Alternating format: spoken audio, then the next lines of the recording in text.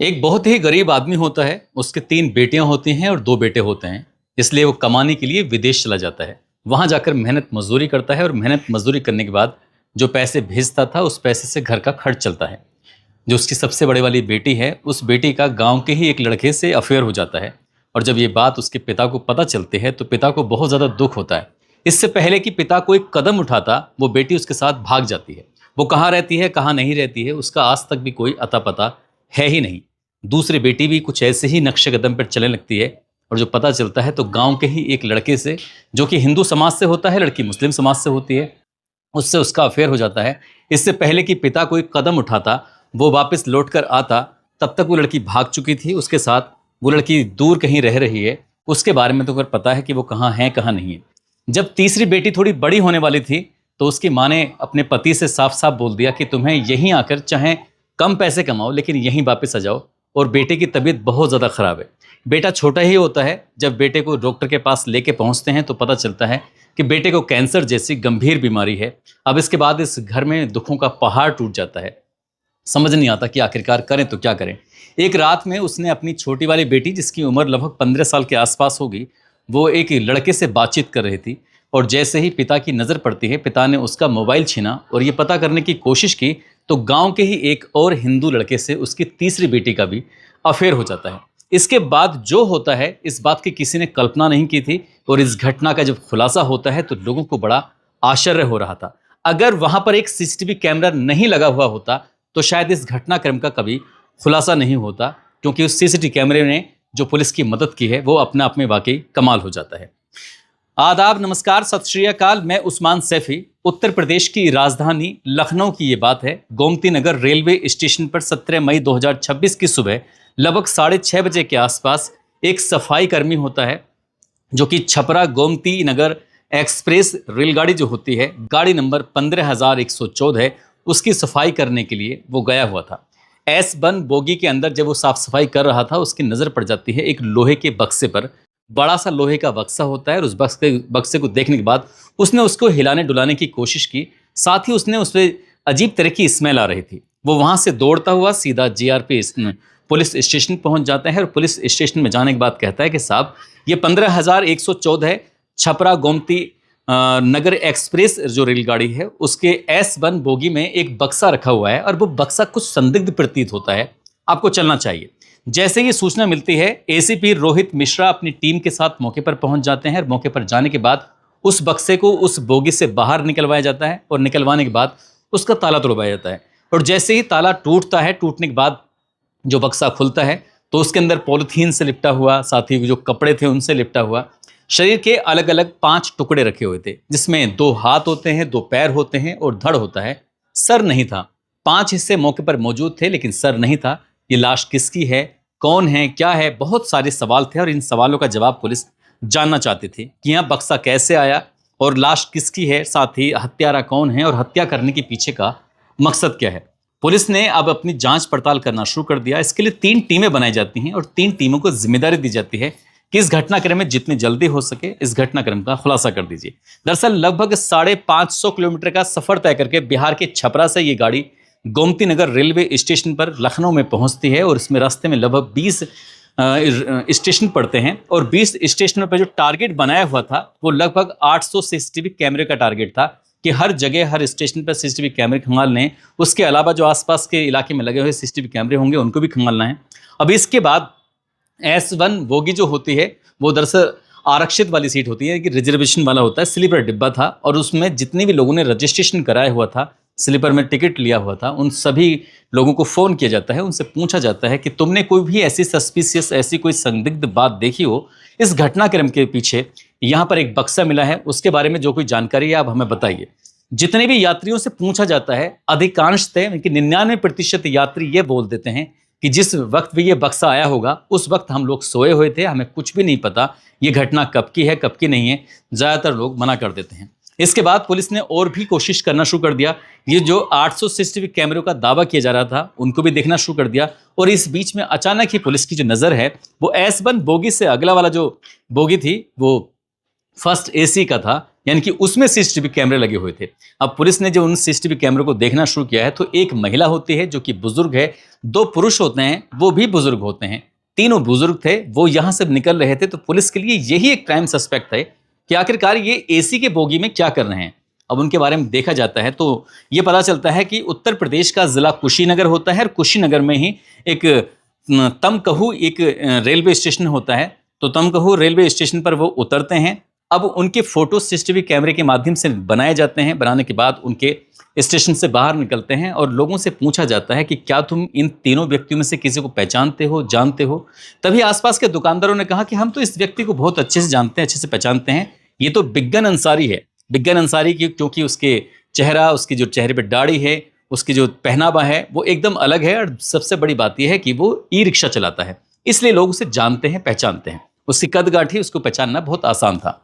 अब जैसे उसके बारे में पता करने की कोशिश की तो वो कुशीनगर जिले का एक थाना लगता है सेवरही, और सेवरही थाना क्षेत्र का गांव लगता है पिपारा घाट मुस्तकिल के ये टोला जयपुर लगता है, वहां का रहने वाला होता है। अब पुलिस वाले उसके घर पहुंचते हैं। बोशीदा हालत यानी कि बहुत ही गरीब हालत में उसका घर है, परिवार है। जैसे उसका घर का दरवाज़ा खटखटाया जाता है तो वो निकल के आता है। पुलिस उसको देखती है और सीसीटीवी कैमरे में जो फोटो लिया गया था उसको देखती है। एक सेकंड में मिलान हो जाता है। उसको फिर पुलिस सस्पेक्ट के आधार पर हिरासत में ले लेती है और हिरासत में लेने के बाद उससे पूछती है कि तुम्हारी घर में कोई ऐसी महिला है जो गायब है। वो इधर उधर की बातें करने लगता है, लेकिन पुलिस ने भी अपनी जाल चारों तरफ से बिछा दिए थे। नज़दीकी पुलिस स्टेशन की मदद से जो आसपास के गांव वाले थे उनसे भी पूछताछ की जाती है। पूछताछ करने के बाद पता चलता है कि इसकी 2 बेटियां हैं जो घर से भाग चुकी हैं और एक छोटी बेटी है जिसकी उम्र लगभग 15 साल के आसपास है। पुलिस ने जब उससे सख्ती से पूछताछ करना शुरू किया है तब उसने पूरी कहानी बताई। उसने कहा कि साहब 3 बेटियां, 2 बेटे। एक जो बेटा है वो 9 साल का है, उससे छोटा वाला जो बेटा है वो लगभग 6 साल के आसपास का है। सबसे बड़ी वाली बेटी जिसका नाम खुशबू है, उम्र जिसकी 24 साल के आसपास। दूसरी बेटी है जिसका नाम नरगिस है, जिसकी उम्र लगभग 20 साल के आसपास। तीसरी बेटी शब्बा, जिसकी उम्र लगभग 15 साल के आसपास।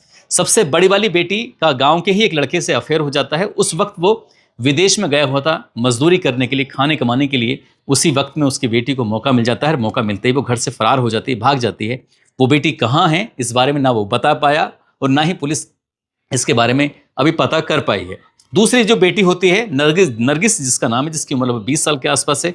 गांव के ही एक हिंदू लड़के से उसका अफेयर हो जाता है। मौका पाते हैं, वो भी भाग जाती है। उस वक्त वो विदेश में ही था। जब वापस लौट कर आता है तब उसकी कोशिश थी कि अब सब कुछ ठीक हो जाएगा। एक बेटी है और 2 बेटे बचे हैं। एक दिन बेटा उसका बहुत ज़्यादा बीमार हो जाता है, जिसकी उम्र फिलहाल 9 साल के आसपास है। उसको हॉस्पिटल लेके जाते हैं तो पता चलता है कि उसको कैंसर है। जितनी भी उसकी पुश्तैनी ज़मीन थी उस पुश्तैनी ज़मीन को वो बेच देता है अपने बेटे के इलाज कराने में, लेकिन बेटे का इलाज हो नहीं पाता ठीक से। जैसा था वैसे का वैसा कैंसर जैसी बीमारी से वो अभी भी ग्रसित है। लेकिन उसकी 15 साल की बेटी रात को चुपके से एक दिन बात कर रही थी और जैसे चुपके से बातचीत कर रही थी उसने उसका मोबाइल छीना और पता करने की कोशिश की तो गांव के ही एक हिंदू लड़के से उसका अफेयर शुरू हो जाता है। उसने अपनी बेटी के आगे हाथ पैर जोड़े, गिड़गिड़ाया, माफी उससे कहा कि बेटा 2 बहनें जा चुकी हैं, लोग मुझे बहुत बुरी तरह से ताने मारते हैं, तुम्हारा भाई बीमार है, समझने की कोशिश क्यों नहीं करती हो, घर पूरी तरह से बर्बाद हो जाएगा। उसने अपनी बेटी के सामने जितना गिड़गिड़ा सकता था उतना गिड़गिड़ाता है, लेकिन बेटी वो उस वक्त वादा कर देती है, लेकिन उसे मौका मिलता है तब भी वो उस लड़के से बातचीत करती थी। फिर दूसरी बार, तीसरी बार, चौथी बार जब बेटी पकड़ी जाती है बातचीत करते हुए तो बाप का गुस्सा 7वां आसमान पे पहुंच जाता है। उसने एक प्लानिंग की, पूरी फुल प्रूफ प्लानिंग करने के बाद अपनी पत्नी और दोनों बेटों से कहा कि जाओ तुम रिश्तेदारी में घूम के आओ, फिर हम लोग कहीं और बातचीत करेंगे। अब ऐसी स्थिति में पत्नी दोनों बेटों को लेकर चली जाती है। उसे बिल्कुल भी इल्म नहीं था कि घर में होने वाला क्या है। घर में उसकी बेटी होती है जिसकी उम्र 15 साल है, शब्बा जिसका नाम है। बूढ़ी माँ होती है जिसकी उम्र लगभग 90 साल के आसपास होती है, जिसका नाम सादिया होता है। और इसी बीच में उसने मौका पाता है अपनी बहन जो कि पडरौना थाना लगता है, उसी का गांव इलाके की रहने वाली होती है। उसकी बहन, नाम उसका नूर जहां होता है, वो भी बुजुर्ग उसकी बहन है। और वो अपने बहनोई जिसका नाम होता है मजहबुल्ला, उसको भी वो बुलवा लेता है। बहन और बहनोइयों को बुलवा लेता है और बुलवाने के बाद जब मौका पाता है वो रात में वो अपनी बेटी की हत्या कर देता है। ये तीनों मिलने के बाद उसकी हत्या करते हैं। शरीर के 6 टुकड़े कर देते हैं, गर्दन अलग, दोनों हाथ अलग, दोनों पैर अलग, और उसको बाकायदे कपड़े में, पिन्नी में, पॉलिथीन में लपेट कर उसको बक्से के अंदर रख देते हैं। जो सर होता है कहते हैं कि इसको इसके साथ नहीं रखेंगे, इसको अलग फेंक देंगे। अगर ये सर भी साथ मिल जाएगा तो पहचान करने में आसानी हो जाएगी। इसके बाद गांव के तालाब में उसके सर को फेंक देते हैं और जो बक्सा होता है, बक्से को ई रिक्शे पे रखा जाता है क्योंकि वो तो ई रिक्शा चलाता है। और यहाँ से लगभग 4 किलोमीटर दूर तुम कहीं एक रेलवे स्टेशन है, वहां जाता है। वहां जाने के बाद छपरा गोमती नगर एक्सप्रेस में 15,114 नंबर जो रेलगाड़ी होती है, उसके S1 बोगी में जाता है। उस वक्त रात में लोग सोए हुए थे और ये समय हो रहा था 10 बजकर लगभग 41 मिनट के आसपास। उस S1 बोगी में उसके बॉडी को, इसके जो संदूक था उसको रख देता है और वो उस डिब्बे से ना निकल के उससे अगले वाले डिब्बे में चला जाता है। और अगला वाला जो डिब्बा था वो दरअसल AC का डिब्बा था और उसके अंदर कैमरे लगे हुए थे। उसको नहीं पता था कि वो कैमरे की जद में आ जाएगा। जैसे ही ट्रेन स्टार्ट होती है, चलने लगती है, तुरंत ही वो उस अगले वाले डिब्बे से होते हुए निकल जाते हैं और ये सोचकर कि शायद कभी पकड़े नहीं जाएंगे। लेकिन अगले वाले बोगी में लगे हुए उस CCTV कैमरे ने उनके चेहरों को एकदम साफ कर दिया और जो धुंधली हुई तस्वीर से जो थी उसको लोगों से पूछताछ के बाद क्लियर हो जाता है। फिलहाल पुलिस ने उन तीनों को गिरफ्तार किया और गिरफ्तार करने के बाद उनको जेल भेज दिया। फिलहाल घर में उसकी बूढ़ी माँ है जिसकी उम्र लगभग 90 साल के आसपास है, उसकी पत्नी है और 2 बेटे हैं। उनमें से एक बेटा कैंसर जैसी गंभीर बीमारी से पीड़ित है। दोस्तों, इस पूरे घटनाक्रम को सुनाने का उद्देश्य किसी को परेशान करना नहीं है, किसी का दिल दुखाना नहीं है, बल्कि आपको जागरूक करना है, आपको सचेत करना है। इस पिता के सामने भी कितनी अजीब विचित्र मजबूरी फंस गई थी कि पहली बेटी भी भाग गई, दूसरी बेटी भी भाग गई, तीसरी बेटी भागने की तैयारी में थी। उसने उसको ऐसा रोका कि जिंदगी में कभी शायद वो कहीं उसकी आत्मा भटकती रहे तो भटकती रहे, लेकिन कभी वापस लौट कर वो आ ही नहीं सकती। जाते जाते अलिफ्सा मंसूरी और शबा अंसारी हैं, रमाकांत गुप्ता हैं, देवराज सारण हैं जो बाड़मेर के रहने वाले हैं, मोनू यादव गुरुग्राम के रहने वाले हैं, कृति हैं जो झारखंड की रहने वाली हैं। आज इन सभी का जन्मदिन है। इन सभी को जन्मदिन की ढेरों सारी शुभकामनाएं, बहुत बहुत मुबारकबाद। और दिलशाद खान उनकी पत्नी है, नजरा खातून, आज इनकी शादी की सालगिरह है। और झारखंड के रहने वाले हैं सुरेंद्र दास, आज इनकी भी सुरेंद्र दास, आज इनकी भी शादी की सालगिरह है।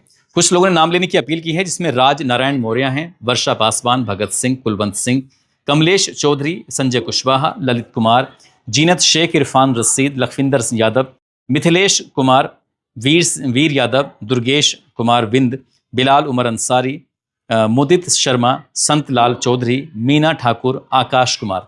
आप सब लोग अपना ख्याल रखें, सुरक्षित रहें। जय हिंद, जय भारत।